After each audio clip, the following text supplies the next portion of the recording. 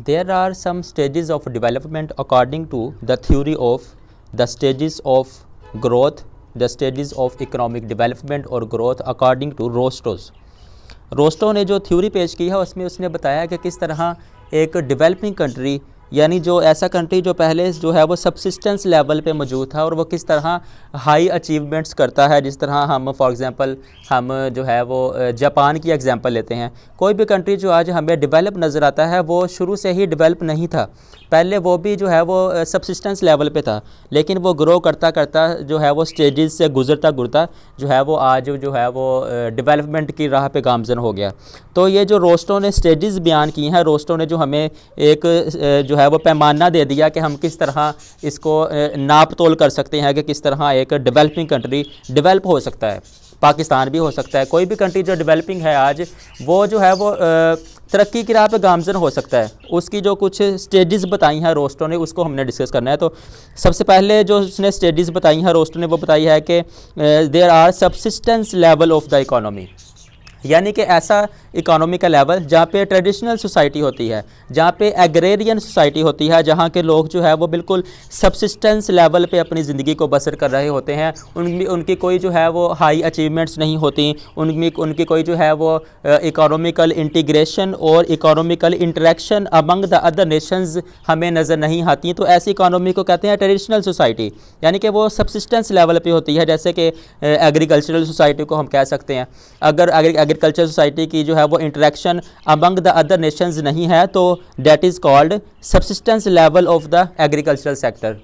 तो इसी तरह उसके बाद जो उसने स्टडीज़ बताई है रोस्टो ने, वो हमें बताई है कि preconditions for the take off, preconditions for the take off, यानी जो सबसिस्टेंस लेवल था एक इकोनॉमी का, अब वो लोग वहाँ के जो इकोनॉमी के लोग हैं वो उस लेवल से बाहर निकलना चाहते हैं, वो डेवलप होना चाहते हैं। उनके माइंड में सोच आती है कि हमने इसी सबसिस्टेंस लेवल पे नहीं रहना, हमने आगे बढ़ना है।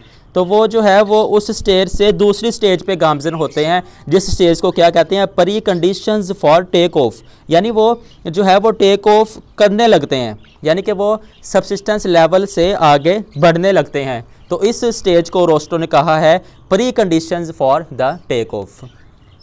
उसके बाद जो नेक्स्ट स्टेज है रोस्टो की वो है कि टेक ऑफ, यानी कि अब जो है वो सबसिस्टेंस लेवल की इकोनॉमी के लोगों ने टेक ऑफ कर लिया है। पहले उन्होंने टेक ऑफ नहीं किया था, अब उन्होंने टेक ऑफ कर लिया है, यानी अब वो जो है वो हाई कैपिटल का यूज़ करने लग चुके हैं। उनके पास ह्यूमन कैपिटल्स आ चुका है, उनके पास स्किल्स आ चुकी हैं, उनके पास स्किल्ड लेबर आ चुकी है, उनके पास जो है वो फॉरेन रिलेशंस उनके आ चुके हैं, उनके पास उनकी इकोनॉमिकल इंटीग्रेशन होना शुरू हो गई है। तो ये सारा प्रोसेस जो है वो अब उन्होंने टेक ऑफ कर लिया है। यानी कि देखें ना, फॉर एग्जांपल जैसे जो है वो जहाज़ जब टेक ऑफ करता है तो पहले वो जो है वो सबसिस्टेंस लेवल पे होता है, फिर वो टेक ऑफ करने लगता है तो फिर वो हवाओं में जैसे ही वो परवाज़ करता है तो इसका मतलब है कि वो टेक ऑफ कर गया है।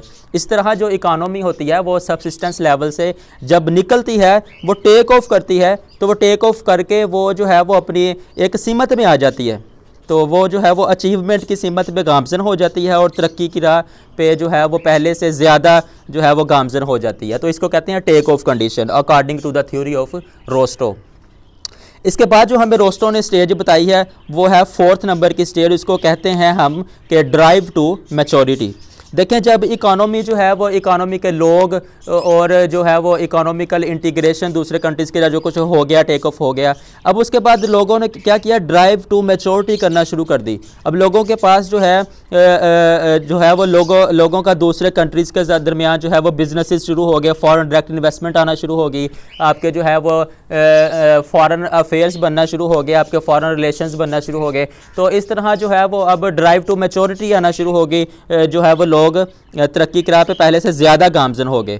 तो इस तरह जो इसकी आखिरी स्टेज आती है उसको हम कहते हैं कि the age of high mass consumption, यानी कि अब लोग जो है वो पूरी तरह जो है वो हाई मैस कंजप्शन पे गामजन हो चुके हैं, अब वो तरक्की की राह पे गामजन हो चुके हैं। देखें अब किस तरह रोस्टो ने सब स्टेजेस को कंबाइन किया। उसने बताया कि इकोनॉमी होती है वो सबसे पहले सबसिस्टेंस लेवल पे होती है और फिर वो आहिस्ता आहिस्ता स्टेजेस को पार करते करते वो हाई अचीवमेंट पे पहुंच जाती है, जिसको हम कहते हैं कि the age of high mass consumption according to the theory of Rostow.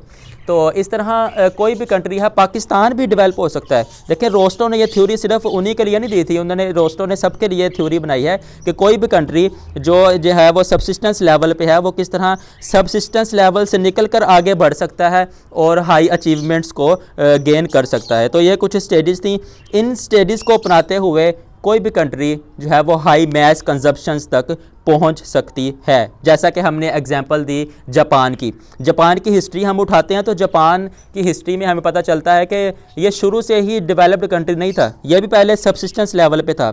इसके लोगों के भी बुरे हालात थे, जापान के लोगों के भी, लेकिन उन्होंने हिम्मत नहीं हारी। उन्होंने जो है वो अपने स्टेजेस से गुजरते गए और जो आहिस्ता आहिस्ता वो तरक्की की राह पे गामजन हो गए। तो उनकी भी आज जो है वो दुनिया मिसाल देती है कि the age of high mass consumption in Thailand, उनके जो है वो इकोनॉमिकल इंटीग्रेशन कितनी ज़्यादा है। तो आज तो यही वजह है कि उन्होंने स्टेजेस को पार किया और वो डेवलप होते गए। Thank you so much.